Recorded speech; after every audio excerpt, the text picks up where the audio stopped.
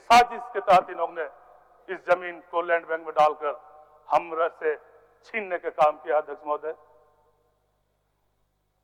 महोदय, मेरा क्षेत्र ही नहीं, पूरा झारखंड के जंगल क्षेत्र हाथियों के आतंक से आतंकित है। अध्यक्ष महोदय, लोग रात जगह कर रहे हैं। अध्यक्ष महोदय, हाथियों के आतंक से उनसे संघर्ष कर रहे हैं। रात जगह करने के कारण इनके सेहत पर इसका प्रतिकूल प्रभाव पड़ रहा है। अध्यक्ष महोदय, कार्य क्षमता में कमी हो रही है। अध्यक्ष महोदय, मेरे क्षेत्र में तो जंगल क्षेत्र के लोग किसान खेती करना बंद कर दे रहे। अध्यक्ष महोदय, हमें इसका स्थायी समाधान ढूंढने की आवश्यकता है। महोदय, सरकार के माध्यम से मैं आपके माध्यम से सरकार को आग्रह करूंगा अध्यक्ष महोदय कि हाथियों का आतंक से अस्थायी समाधान ढूंढा जाए। हाथी और मानव समुदाय के बीच अगर लड़ाई है तो वह सिर्फ खाने और पीने के लिए। अध्यक्ष महोदय, भाजपा ने इतने सालों तक शासन किया इस राज्य में, लेकिन हाथियों के खाने के लिए और पीने के लिए कोई भी व्यवस्था नहीं कर पाया। अध्यक्ष महोदय, हमारी सरकार इस पर पहल करेगी। अध्यक्ष महोदय, हाथियों के खाने और पीने की व्यवस्था जंगलों पर किया जाए। महोदय, आने वाले 10-15 साल बाद हाथी और मानव समुदाय के बीच का संघर्ष कम हो जाएगा। अध्यक्ष महोदय, नुकसान कम हो जाएगा। अध्यक्ष महोदय, मैं खुद इस सदन में हाथियों से नुकसान के लिए मुआवजे में बढ़ोतरी के लिए प्रस्ताव लाया था। मगर सरकार ने स्वीकार किया और आज नुकसान में जो मुआवजा है उस पर बढ़ोतरी की है। अध्यक्ष महोदय, आज पर्यावरण, मैं अपने क्षेत्र के बारे में बताना चाहूंगा। अध्यक्ष महोदय, अंतर्राज्यीय पथ जो है एनएच है, मेरे क्षेत्र से होकर आती है। अध्यक्ष महोदय, हमारे पुरखों ने एनएच के लिए अपनी जमीन और जंगल को दिया है। अध्यक्ष महोदय, और आज एक नया 10 किलोमीटर बगल में 6 लेन रोड बनाने का प्रस्ताव लाया है। अध्यक्ष महोदय, उसकी क्या आवश्यकता थी अलग से बनाने की?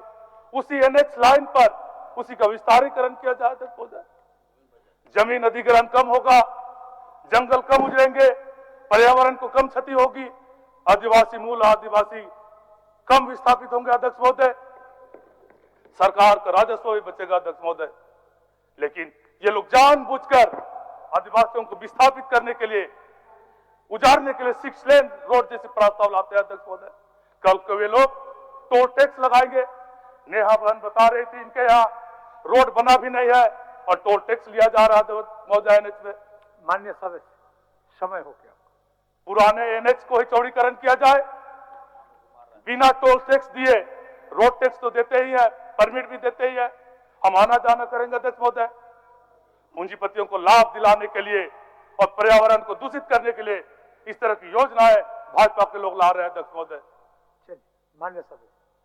अध्यक्ष महोदय, मैं इसी उम्मीद से अपने वक्तव्य को बंद करता हूं कि हमारी सरकार, हमारे पूर्व साहसिक नेता, हमारे पूर्व मुख्यमंत्री हेमंत सोरेन जी के अधूरे कामों को, अधूरे सपनों को हम पूरा करेंगे। अध्यक्ष महोदय, इसी सपनों के साकार के साथ मैं हमारी सरकार को शुभकामना देता हूं। अध्यक्ष महोदय, और जनता से भी आग्रह करता हूं कि भरोसा कीजिए और अगले सत्र में भी लाइए और देखिए भाजपा का बनाए खंडर को हम कैसे प्लान करेंगे और इस देश को कैसे सुरक्षा, शांति और समृद्धि की दिशा में हम आगे बढ़ाएंगे। अध्यक्ष महोदय, बहुत बहुत धन्यवाद।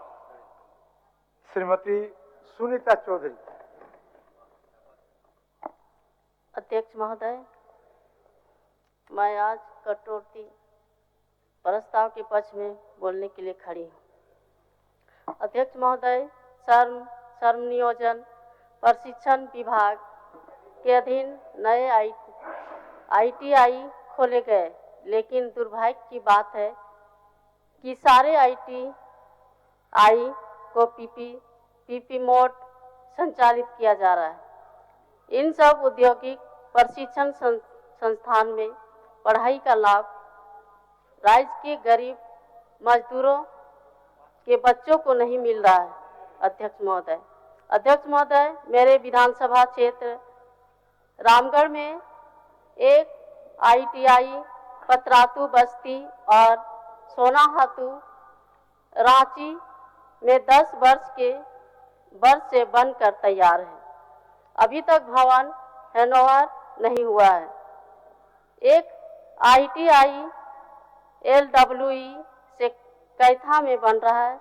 अध्यक्ष महोदय, इसकी भी पढ़ाई वर्तमान में हजारीबाग में चल रहा है। गोला ITI में केवल कौशल विकास मिशन के तहत प्रशिक्षण दिया जा रहा है। अध्यक्ष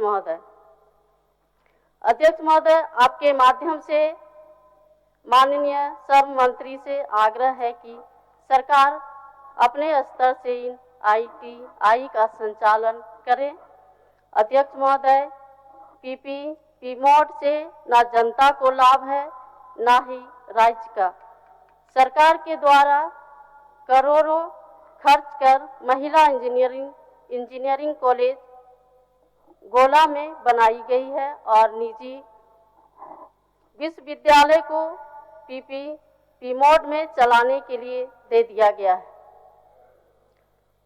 शर्त भी अजीब है महोदय, मात्र 15% झारखंड छात्र ही सरकारी दर पर पढ़ाई कर सकेंगे। महिला इंजीनियरिंग कॉलेज पूर्वोत्तर भारत का एकमात्र कॉलेज बना है और सरकार इसे भी निजी विश्वविद्यालय को सौंप रही है। अध्यक्ष महोदय, आपके माध्यम से सरकार से आग्रह करूंगी कि कम से कम महिला इंजीनियरिंग कॉलेज को सरकारी व्यवस्था के तहत चलाया जाए। विश्वविद्यालय से हुए इकरारनामा को रद्द किया जाए। अध्यक्ष महोदय, WHO के अनुसार राज्य में 40,000 डॉक्टर्स चाहिए। ऐसे में अभी सिर्फ 2,383 डॉक्टरों के भरोसे राज्य की 4 करोड़ की आबादी का स्वास्थ्य को रखने की जवाबदेही है, यानी 16,785 लोगों पर एक डॉक्टर उपलब्ध है। सदर अस्पताल ग्रामीण क्षेत्र के प्राथमिक स्वास्थ्य केंद्रों, उप स्वास्थ्य केंद्रों में डॉक्टर नहीं के बराबर पद स्थापित है। राज्य में MBBS डॉक्टरों की भारी कमी है, जिसका मुख्य कारण पर्याप्त मेडिकल कॉलेज का नहीं होना है। चिकित्सा शिक्षा की स्थिति राज्य में बहुत खराब है।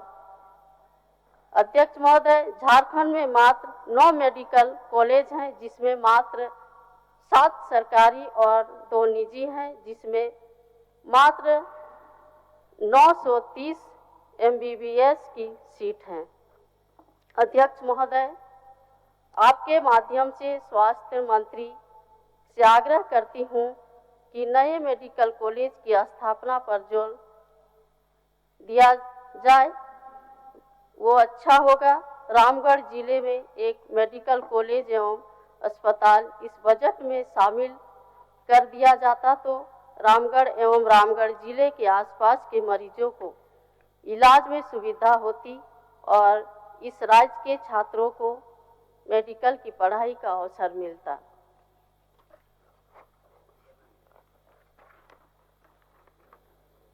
अध्यक्ष महोदय, माननीय मुख्यमंत्री के द्वारा हाल में एक निर्देश दिया गया है कि अंचल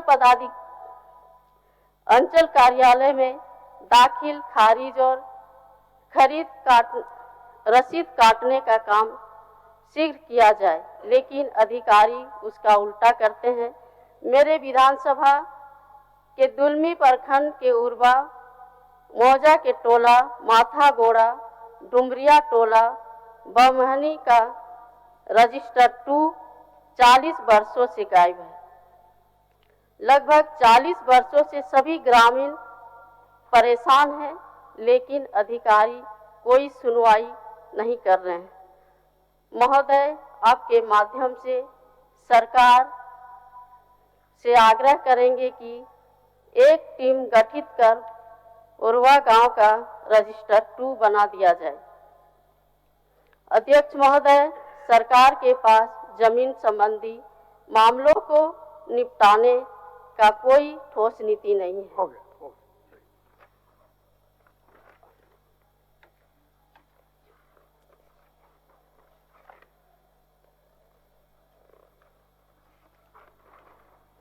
हो गया। थोड़ा सा।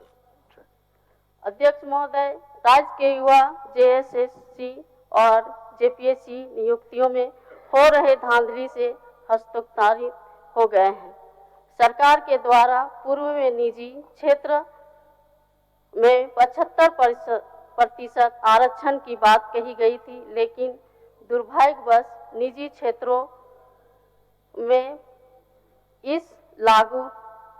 इसे लागू नहीं किया गया। रोजगार सृजन को लेकर विभाग कोई ठोस कदम नहीं उठा पा रही है। महोदय, सरकार रोजगार सृजन और नियुक्तियों में पारदर्शी लाए, जिससे युवाओं में सरकार के प्रति विश्वास जागे। महोदय, सत्ता पक्ष के द्वारा प्राय विपक्ष के सुझाव पर अमल न कर सदन में केवल छीट कसी चल रही है।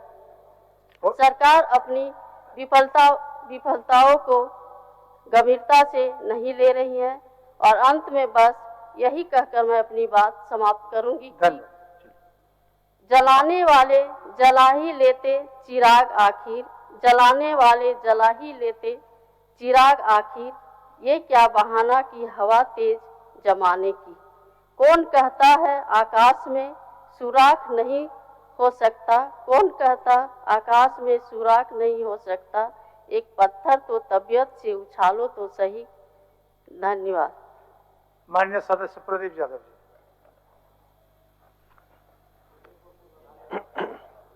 अध्यक्ष महोदय, मैं कटौती प्रस्ताव का विरोध करता हूं और सरकार ने जो अपनी मांगे रखी है पटल पर, मैं उसका समर्थन करता हूं।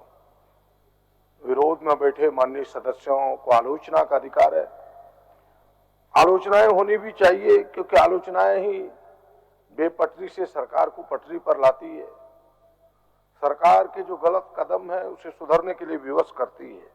और हम जैसे लोग तो इस बात के समर्थक है कि निंदक नियरे राखिए, आंगन कुटी छवाए, बिन पानी साबुन बुना निर्मल करे सुहाए।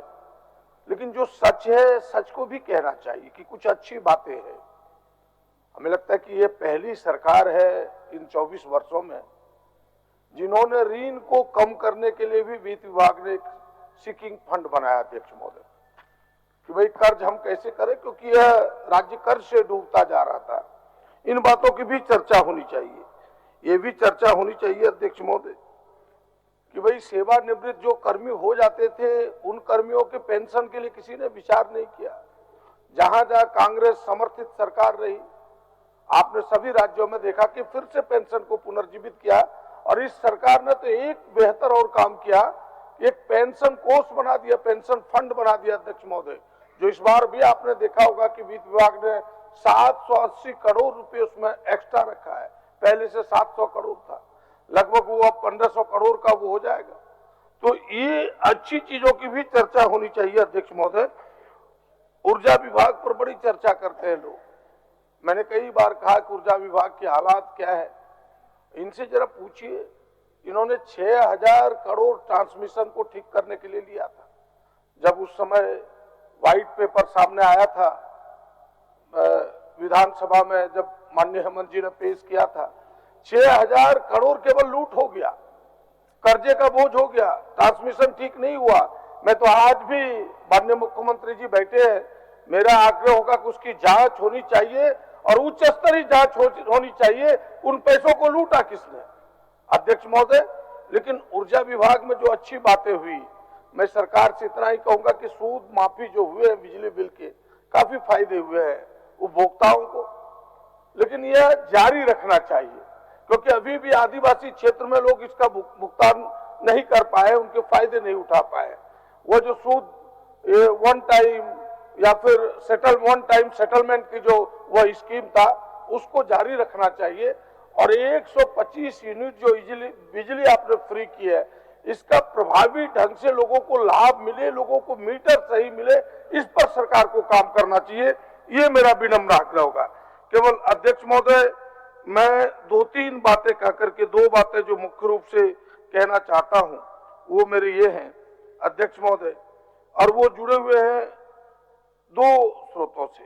एक तो जो बातें बड़ी चर्चा में रहती है, मैं सदन में रखना चाहता हूं कि बड़ी सोची समझी साजिश के तहत देश में एक चक्रव्यूह रची जा रही है, और ये जो संविधान का स्वरूप है, देश का स्वरूप है, इसको कैसे बदला जाए। अभी आपने सुना होगा, मैं केवल संविधान के प्रेम्बल के 2 पंक्तियों को पढ़ता हूं कि हम भारत के लोग भारत को एक संपूर्ण प्रभुत्व संपन्न समाजवादी धर्मनिरपेक्ष लोकतांत्रात्मक गणराज्य बनाने के लिए अंगीकृत, अधिनियमित या समर्पित करते हैं।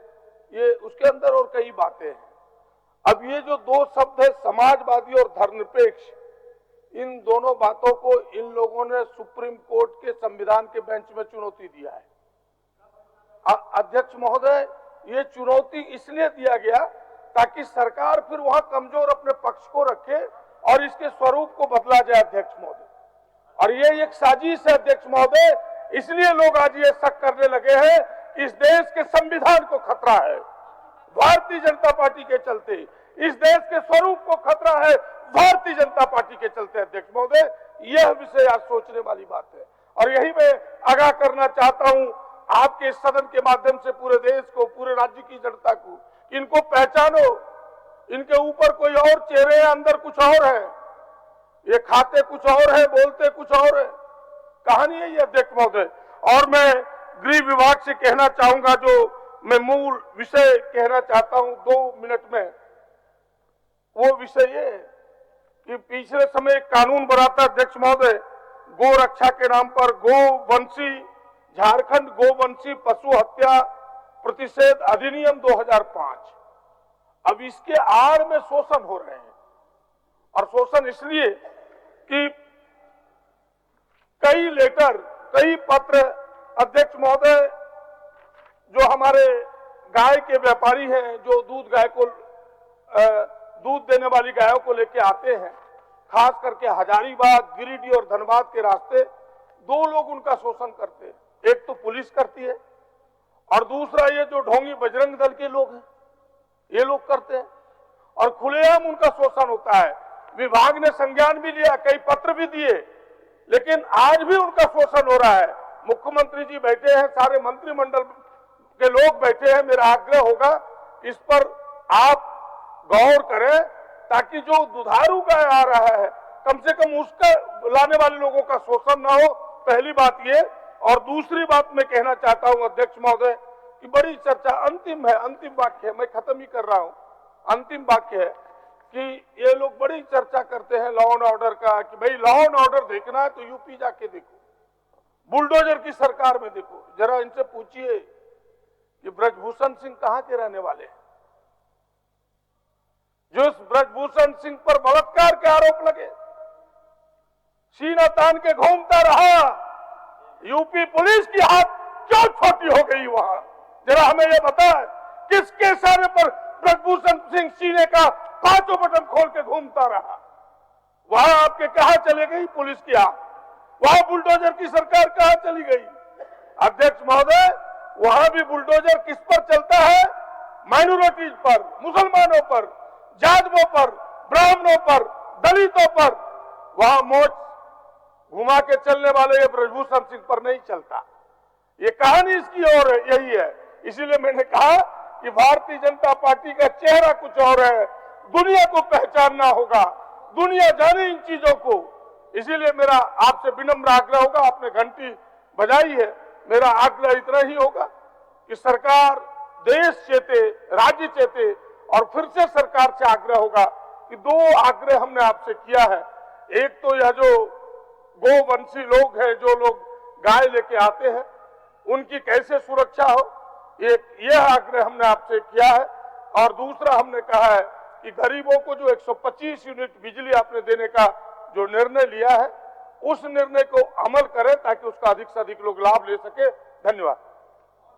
माननीय सदस्य बैद्यनाथ राम जी, फिर लंबा खींचिएगा भानु जी। हर बात में काउंटर करना, हमको लगता है आपको भी बोलने का अवसर है, समय आवंटित है। संविधान के किताब पर इतने विद्वान जो हमारे बैठे हुए हैं माननीय सदस्य, इन्होंने बोला कि उसमें समाजवादी शब्द जो जोड़ा गया, पहले उनको ये बताना चाहिए कि ये समाजवादी शब्द संविधान के किताब में कब जोड़ा गया। आप खड़ा होकर के बता दीजिए। और धर्मनिरपेक्ष कब जोड़ा गया? ये संविधान के संविधान के मूल रूप में नहीं था, इसको बाद में कांग्रेसियों ने जोड़ा महोदय। ये इनको आप बैठिए।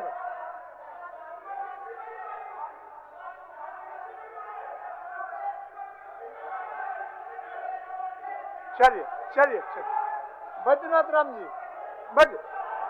अध्यक्ष महोदय, बैठिए।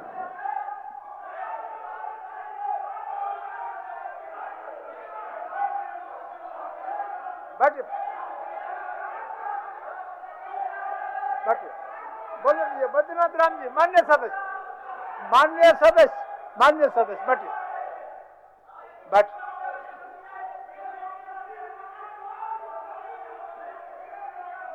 बैठिए बैठिए बैठिए ना। अकेला जी बैठिए।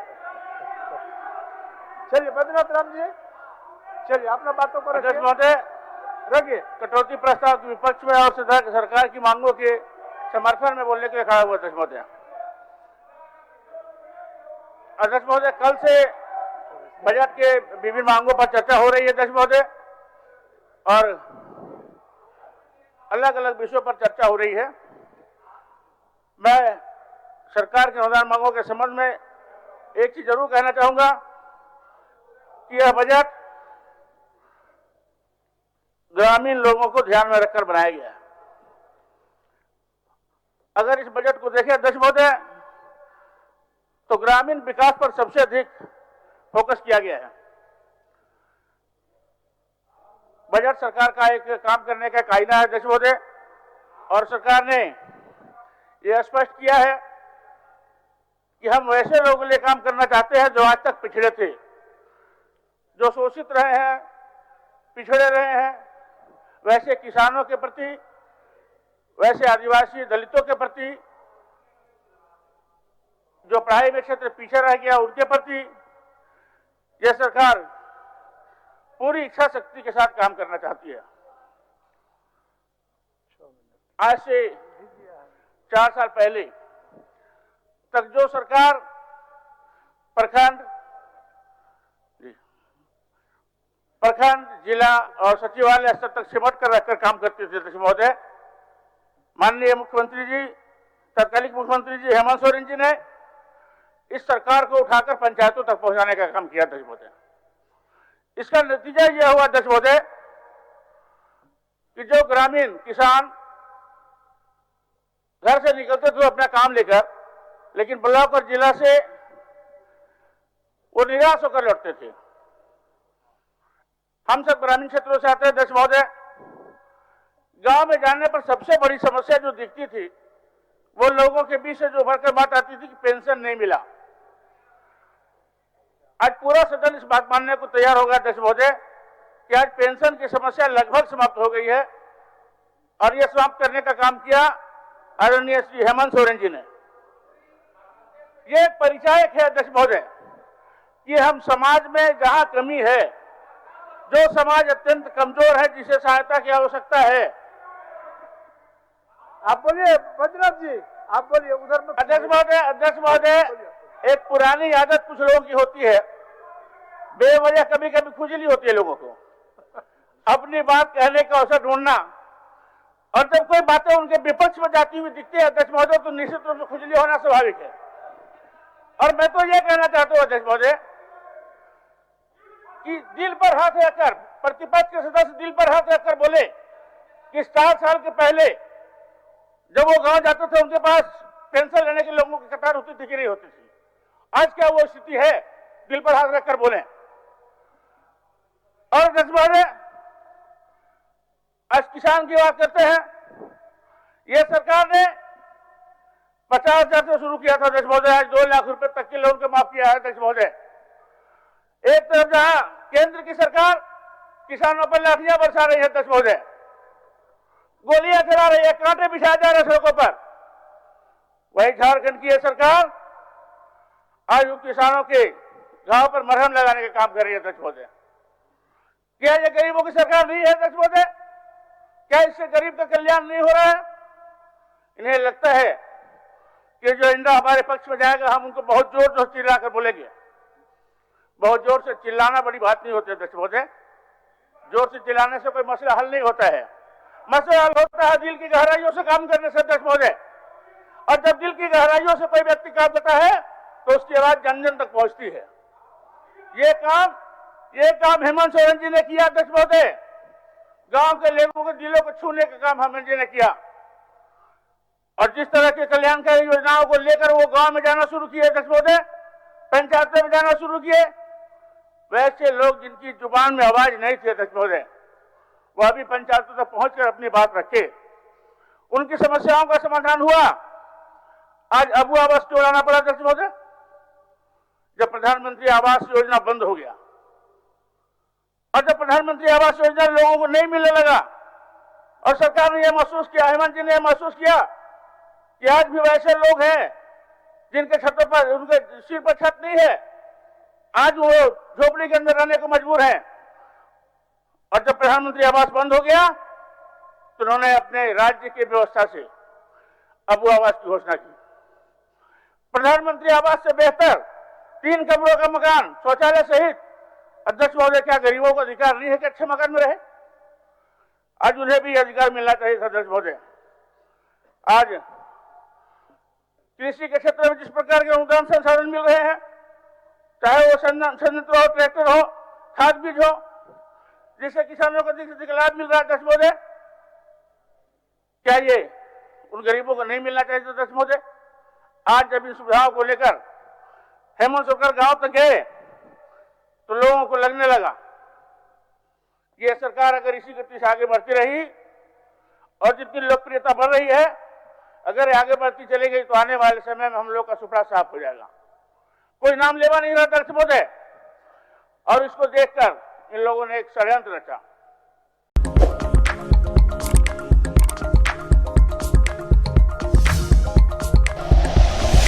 Like and share videos, subscribe करें हमारा चैनल और प्रेस करें बेल आइकॉन। News 11 भारत, सच है तो दिखेगा।